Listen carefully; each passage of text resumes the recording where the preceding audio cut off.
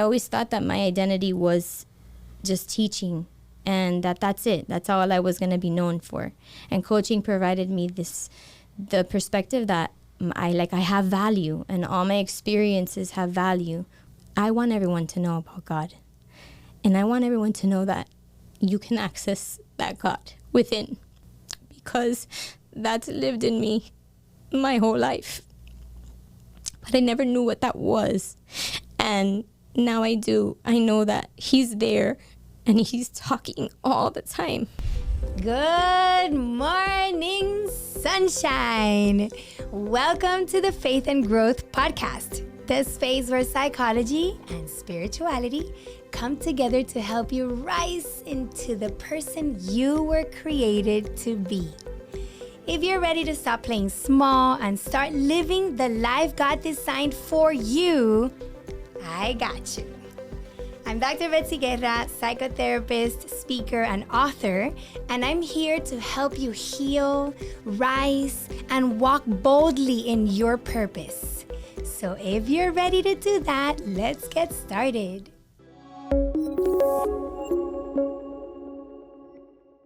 What if the life you built was beautiful, but not quite aligned anymore?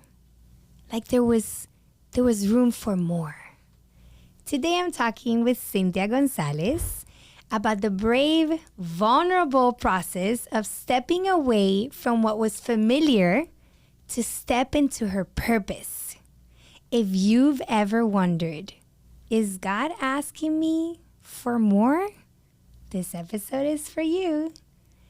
Cynthia Gonzalez is a woman who leads with heart.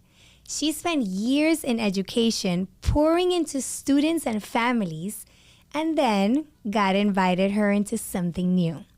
Today she's sharing how she made the leap from teacher to coach, back to the school system in a very special way, and what it's taught her about trust, purpose, and walking in obedience.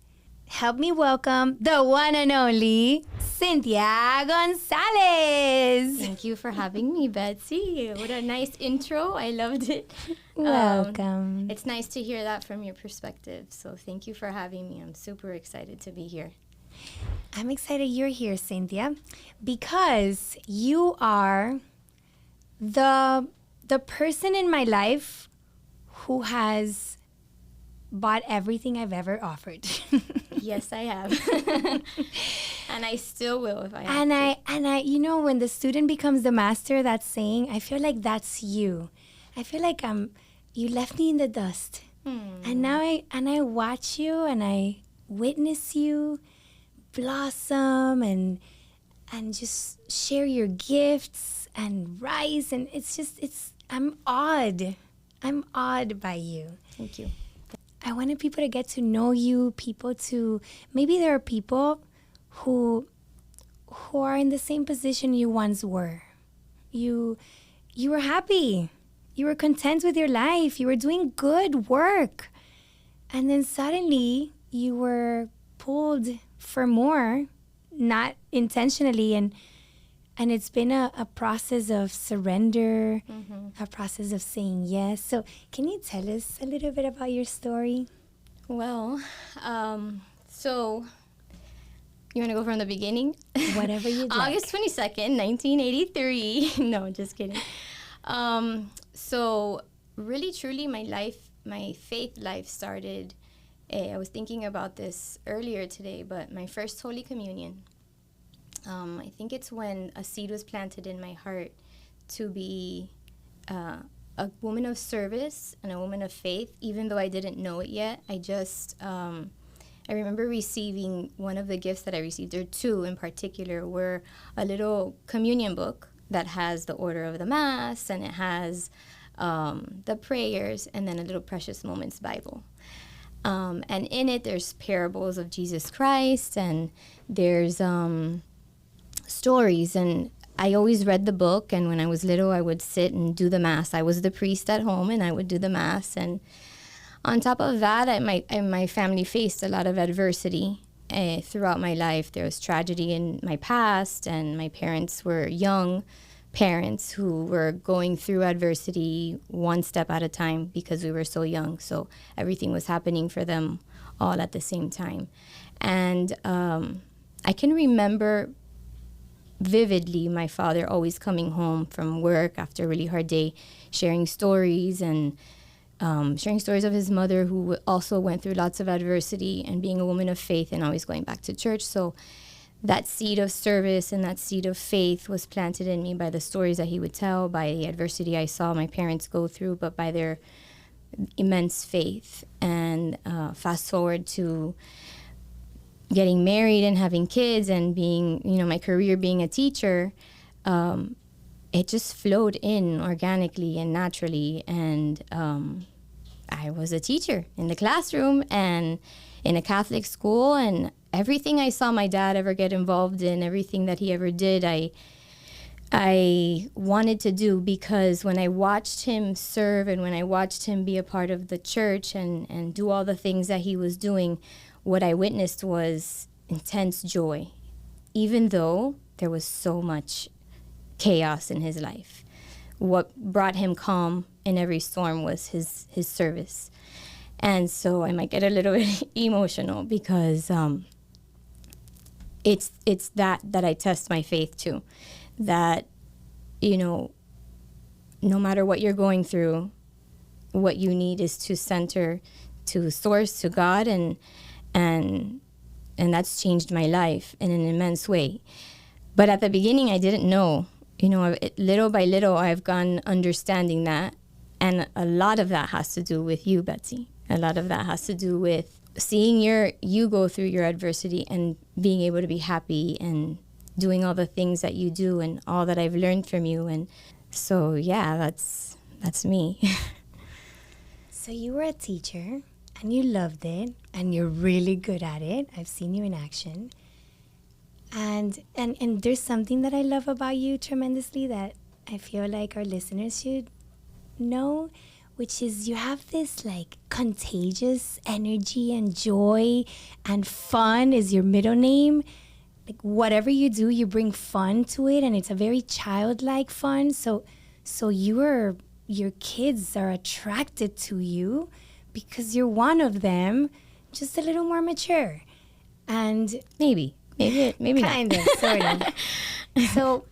So if everything was great, why change it? My husband would say, why fix what's not broken? So can you tell us a little bit about what happened in your life that led you to where you're at today, and just tell us a little bit about that story as well.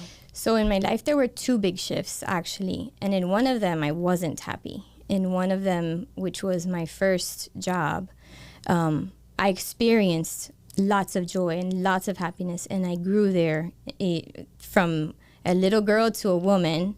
I had my babies there. I got involved in the church there. My faith grew there.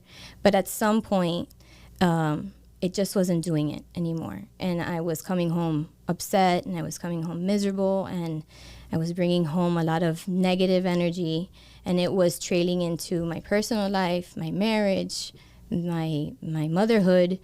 And it wasn't until one day, with my Precious Moments Bible that I received in my first Holy Communion, that I used to play this game.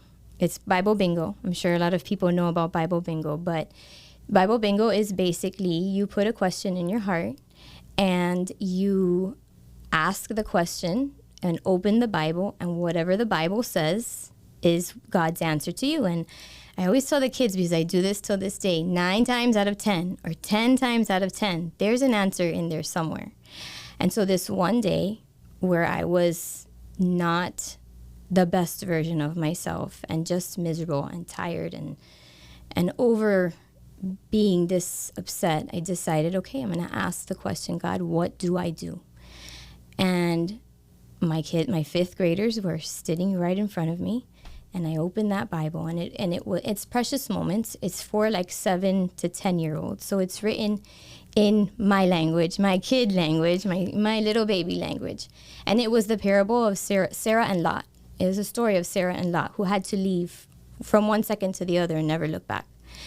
But the way that it started was, what if God asked you to pick up everything that you own, leave everyone you know, and go somewhere else and start your life new somewhere else?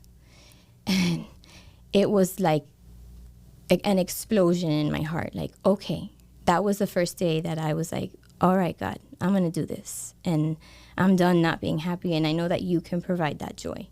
So within a few months, I took my kids out of the school who were there from when they were in pre-K 2 and registered them at another school and blindly left with no job in mind at all. And then I applied to charter schools because I was in a parochial school. And the job that I get, my first interview day walking in, is it's a charter school rented from an old Catholic school. So the church still exists. So when I'm walking in, it's a statue of the Virgin Mary.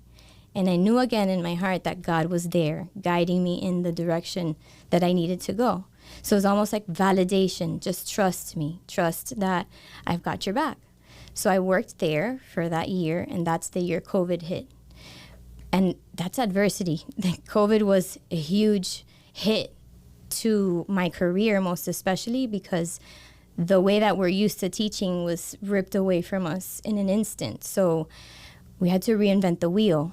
But even then, I was able to find excitement in doing it. I was able to connect with my kids, and the parents were able to see how I connected with second graders, by the way. And it was no joke. And at the same time, we were remodeling a house. We were living in my in-laws' house. I love them very much. Pepito and Lourdes, I love you. But we were there for 10 months and going through construction, which is also chaos. But through it all, I just felt held. I never felt desperation to go home. I never felt insecurity. I just felt like God was guiding us in this direction and giving us great opportunities. And then lo and behold, the school where my kids were at offered me a position to teach first grade. So it was like I didn't ask for it. I wasn't looking for it. It was God just saying, here, this is for you. You go ahead, you do this. And so I started my adventure in this new school with new people, and very scary, not knowing what to expect, bringing all my old stuff into this new place and having to start fresh, like my Little Precious Moments Bible told me back when I was in the other school. So I did that, and the first year I was on a cloud. I just was so happy, and all I did was enjoy my kids, enjoy my students, and then get to know all the teachers that are there that I adore, that I love. And the school was just another place where I felt held and loved. And I did 2 extra years there. And then you asked me, Betsy, you called me, and I had been working with you and talking with you and buying everything that you were selling. I did your date nights. I helped you with the kids, with the teens group. And you called me one night and you asked me, I'm doing this coaching academy.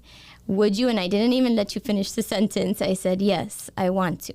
Because in my heart, I also felt like there was like this fire. Like there was just, I want to make a bigger impact. I want to do more. I want to share the world what I know about God and how to trust God and what He can do for you, even though we're all going through adversity. Us moms are going through adversity. Us families are going through adversity. We have a past that some of us have never looked at to accept or to be able to understand. So I wanted to do that, and you gave me the opportunity to do that.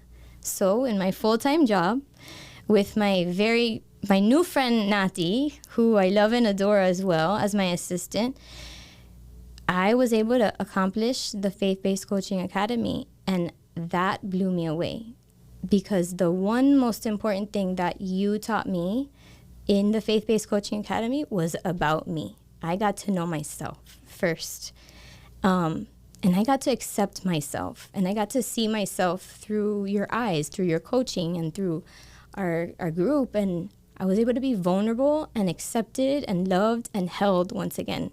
So you showed me the face of Jesus. I say hands and feet. You always say the face.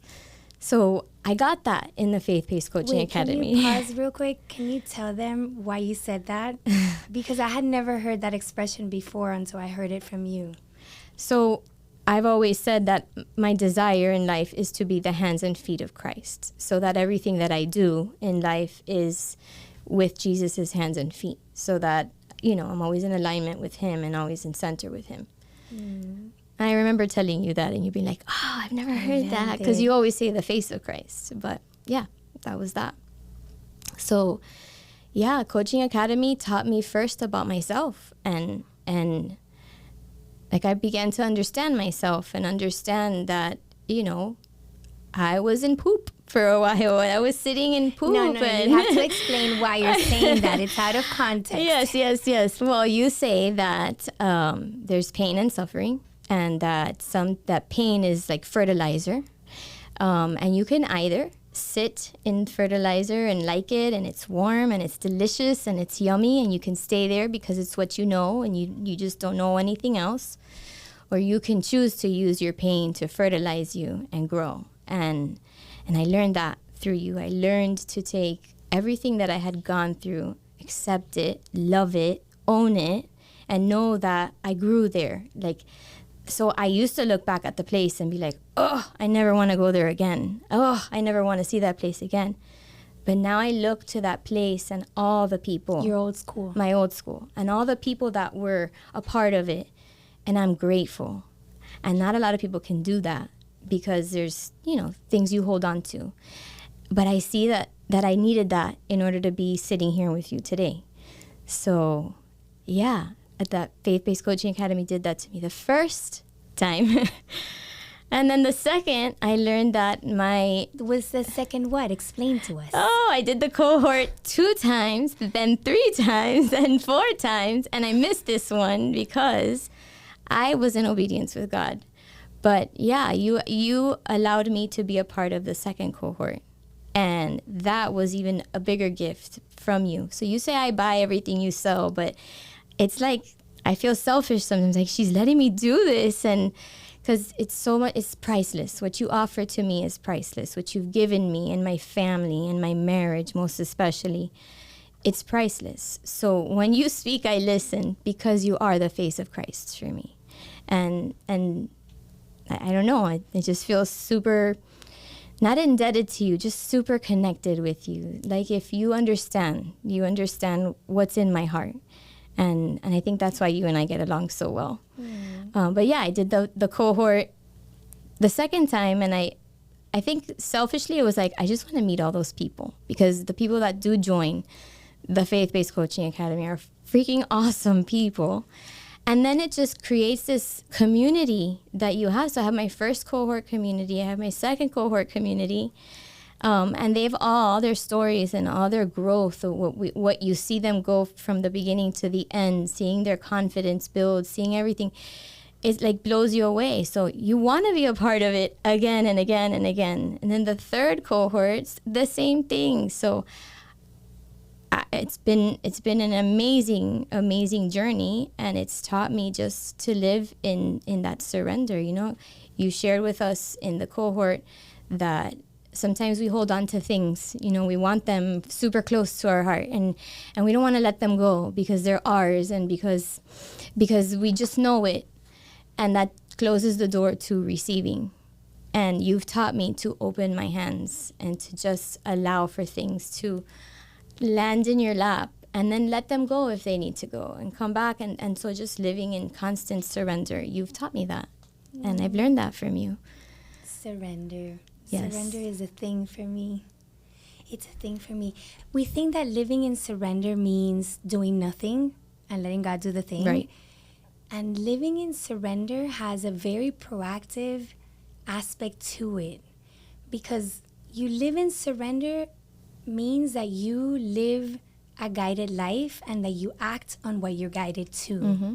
So when you were unhappy in that old job, you surrendered, and you said, like, okay, God, I'm done fighting with this thing and resisting it and being angry at it and going home with negative energy. I'm going to surrender it to you, literally. So can you tell me what to do? sometimes it's not that fast and clear, right? Like I always wish God would be like, Betsy, this is your next step. And it doesn't work out that way. Right. So sometimes you open the Bible and Bible bingo and it, and it works. But most of the time it takes a minute. But I think the answer comes at the speed of surrender. Clarity shows up at the speed of surrender. I think the moment you surrender, the moment you say, okay, God, I'm listening, that's the moment that you receive the guidance, not because that's when he gave it to you, but because it's when you were ready to receive it. The teacher appears when the student is ready. So tell us a little bit about that story of surrender and what guided action looked like for you. The first time or the second time? Or the third or the fourth or the fifth? Yeah, I know. Every day is surrender. But so the first time I surrendered, and I was guided because it was like a definitive answer from that book. And I didn't doubt it. I trusted it. The second time, which was my decision to leave the classroom 2 years ago. But you haven't told us about that. So I was year 3 of teaching at the new school where my kids were going, teaching 5th grade at this point and loving it. I had a teacher partner who, her and I were inseparable and childlike together and silly and fun, and the kids were all having so much fun. So I had no reason to pick up and go. I actually felt really sad about letting that part go. And then I had my assistant who became my best friend. And everything was in line, but my heart wanted more. And my heart knew that it wasn't that I wanted more, it was God needed me to do something different. God needed me either to I don't know if it was make a bigger impact or be still, or just like take in all that I had accomplished that far. And when I was at the tail end of my cohort of my experience in the Faith-Based Coaching Academy, I don't even know I can't tell you like what moment it was, but it was just, I was able to make the decision without even thinking, just saying, I'm going to do this. I'm going to pursue this coaching and I'm not going to look back. And my husband, who's amazing and awesome, and because when you live in surrender and you don't worry, you know that God is going to take care of you, abundance comes. And that's another thing I've learned from you. And so it wasn't fear of not having any money. It wasn't fear of taking this huge pay cut. It didn't have anything to do with that for me. It had to do with God's asking me to do something, and I need to answer that call. So when I tell him, he's like, all right, let's do this. So I told the school I wasn't coming back. And the story I told myself was that they were going to be mad at me and that, I was going to let everybody down, because we do that. We tell ourselves stories and we give excuses so that we just stay put where we are or where we were. Where it's comfortable. Yeah. And I didn't let myself do that. And that provided, and when I did that, I was able to leave and leave with joy, leave with excitement. I donated all my stuff. And I said, all the teacher stuff. And I said, let's do this. And then I was able to have time. I was able to see my kids off to school in the morning. I was able to wave goodbye because my oldest was driving them to school. So I was able to experience what life was like without having to get to work and go and be in the hustle and bustle, because believe it or not, I worked with my kids, but I didn't see them half the time. They would go to their class and I would be in my classroom, and if there was an event, I had to be with my class, and they had, they were in their classrooms with their friends' parents, but not with me. So I did it, and I was able to experience that, and I was able to be still, which is what, at the beginning, I think is what God wanted me to do. So I was still. I learned how to make sourdough bread. I was able to serve by giving people free bread, free sourdough bread. You coached? I coached. I did the cohort again, so I took the time. You coached private clients? Private clients. I coached kids. I had some teenagers. I had some 4th and 5th graders. I had parents. I had an older woman, who was a challenge, but I loved her. I Couples? had couples. I had a slew of clients that I learned from. I'm not gonna lie, I was nervous every single time, but they also taught me a lot about the fact that I could coach, and I could at this point do something different. See, I always thought that my identity was just teaching, and that's it. That's all I was gonna be known for. And coaching provided me the perspective that I have value, and all my experiences have value. One of the things that you talk about in the Faith-Based Coaching Academy is that you're equipped to help the person that you once were. You're most powerfully positioned to serve the person you once were. And that resonated with me in a huge way because it validated my story again, And so when you're sitting with a couple and you've gone through things that couples go through or marriages go through, now you can utilize those tools that you gave me, and I can utilize them to help somebody else, which is what I think life is all about. I think that that's what God intends for all of us. We are all coaches. Exactly. And that's what you share with us in the Faith-Based Coaching Academy. So coaching is almost like empowering somebody to accept their story and then use it for the good of others, to use it to serve others, which is ultimately what I feel like my purpose is like use my gifts to serve others and make an impact in the world, not for me, but for God. If you're ready to step into your purpose and use your God-given gifts to help others, today's your day. Next week, we begin the Faith and Growth Program and the Life Coach certification at the Faith-Based Coaching Academy, and I don't want you to miss out on this big opportunity. This is what you've been praying for. This is what will help you step into your purpose and answer that question of what's next, God? What are you calling me to do? What's missing in my life? This is it. You're welcome. Please, please, please go to faithandgrowth.com and do not miss out on opportunity to join us this semester. Now back to the episode. So where are you at right now? Well, before we go there, actually, I wanna emphasize something that you said. You felt called to be still. Mm-hmm.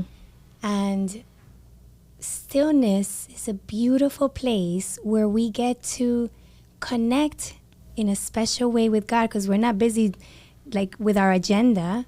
Mm-hmm. When you're still, you're letting go of your human thoughts to tap into your divine wisdom. Mm-hmm. So it's almost like you make room for the Holy Spirit to manifest himself in the form of wisdom mm-hmm. and clarity. So being still is not about not doing anything. Being still is about proactively creating the space to connect with that divine wisdom. And for you, it looked like baking sourdough bread. Oh my gosh, my mouth waters just thinking about it.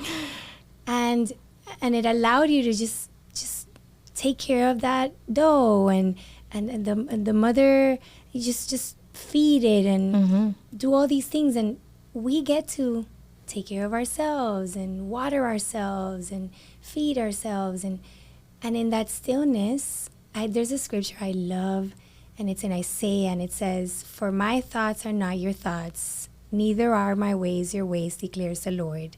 As the heavens are higher than the earth, so are my thoughts and my ways above yours." Mm-hmm. And I love that scripture because not only because, okay, God's plan is different than ours, but rather because I believe wholeheartedly that when you be still, when you spend time in silence, solitude, and stillness, your thoughts become like one with God's. Like so God's thoughts become yours because you're no longer trying to control. You're able to filter out your thoughts and let his come in. The idea of stillness is almost like to gain clarity and be centered so that you may act in a guided way, so that you may act with intention and obey. Mm-hmm. And I must say, I'm probably going to say this in many podcasts, but because I learned it recently and I love it, I learned that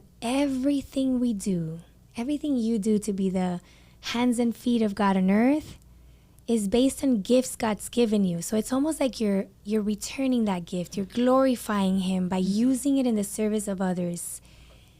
But there's one gift that God cannot give us and that we get to give him. And that's the gift of obedience. The gift God gave us is free will.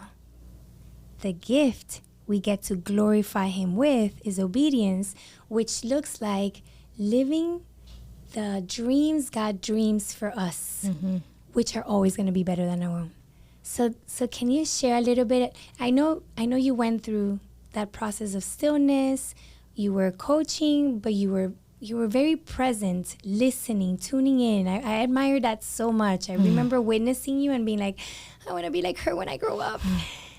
And then there was a time that you were like a little annoyed and frustrated, like, okay, I'm done with the bread. Like, can you just reveal it already? Tell me. Where are you at now? Where were you guided to? So in that time, believe it or not, being still was definitely difficult. I didn't mention that my husband had ruptured his Achilles, and we were going through that as well at the same time. So I was helping get him back to normal, healed. And there was a lot of adversity in that particular circumstance. But I was able to be still and make the bread because he was home sitting on the couch. So it was it was bittersweet. It was really nice. And it was a gift because your husband needed you there, not in school. Right. So having the space and the time, that stillness allowed you to be there for your family. Yeah. So I was making bread. I was delivering bread. I was getting in the car with 6 loaves of bread and going to people's houses. And I would put a little Bible scripture on it and share with people that the process of making bread was beautiful, because it's not just a, you pop it in the oven and it's done. It takes 3 days. It's, one step at a time. You have to be patient.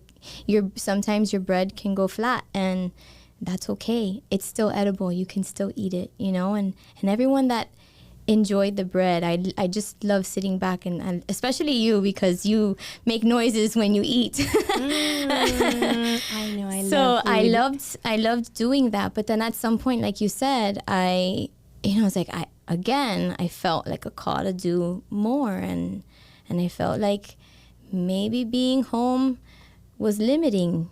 I felt a little limited in what I could do and in what I could offer. And I was doing the coaching academy with you as well, but I was feeling very shelled in and like something I needed to just get out and do something more.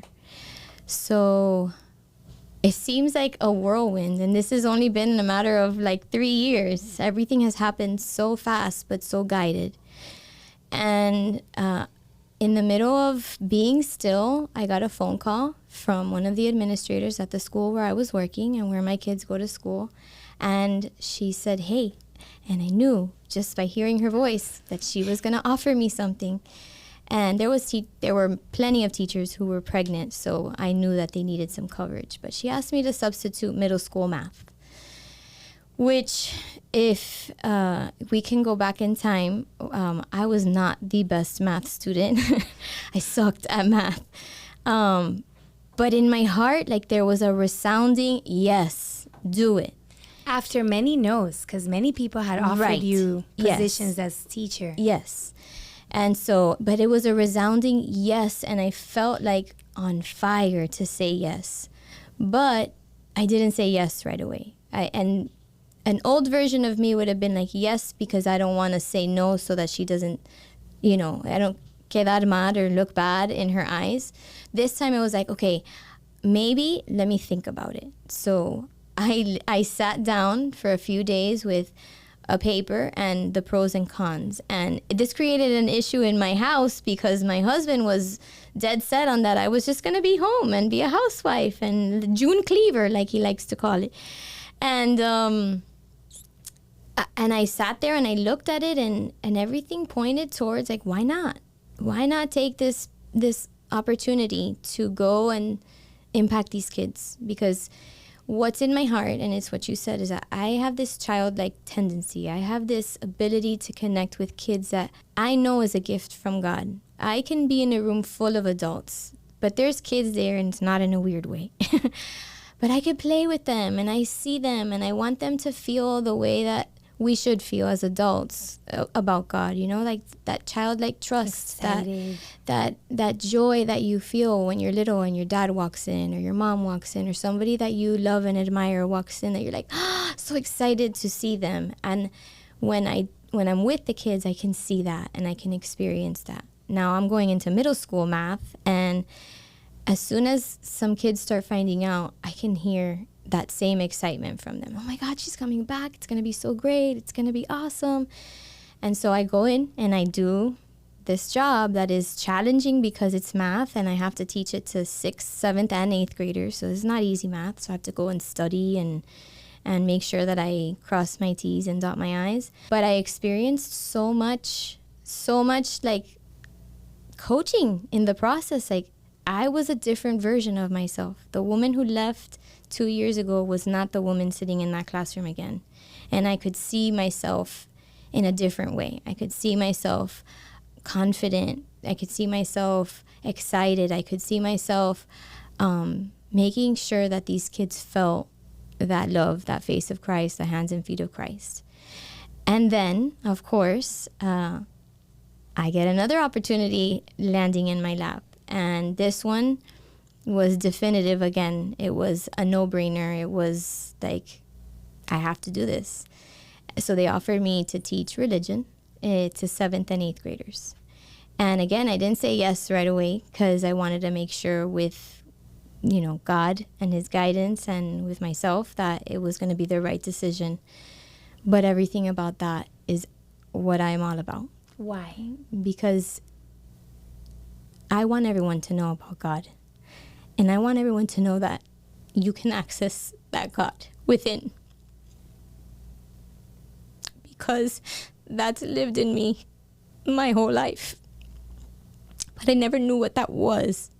And now I do. I know that he's there and he's talking all the time. And I would be selfish to stay home and not share that with others, especially these kids. And my big hope is that those kids can impact their parents who are my generation of parents, who perhaps have forgotten that they have that childlike person inside of them, that child still lives, and that our lives are so much better when we access that divine spirit that lives within us. And so, yeah, I will be teaching 7th and 8th grade back in the classroom next year. But with the caveat of like building something. My dream isn't to stay there. My dream is to make a bigger impact, but I'm letting God guide me. And I'm also preparing somewhat of a business on the side, you know, to bring fun and joy into these parochial schools who are, you know, we're stressed out and having to meet minutes and on deadlines, and, you know, everyone is in this state of adversity. And sometimes everything's happening so fast that you forget to tune in. So my hope is to give that to the kids, let it leak out to their parents, let it leak out to my colleagues and the people that I work with. The system. And then eventually, like, keep going. So I don't know where God is taking me, but I know that I'm going to be obedient, and that when he asks, the answer is a resounding yes, you know, after a little bit of thought. I'm speaking to you, listening to me. Is your answer a resounding yes? Cynthia, there's something that you have in mind that I believe wholeheartedly was divinely inspired.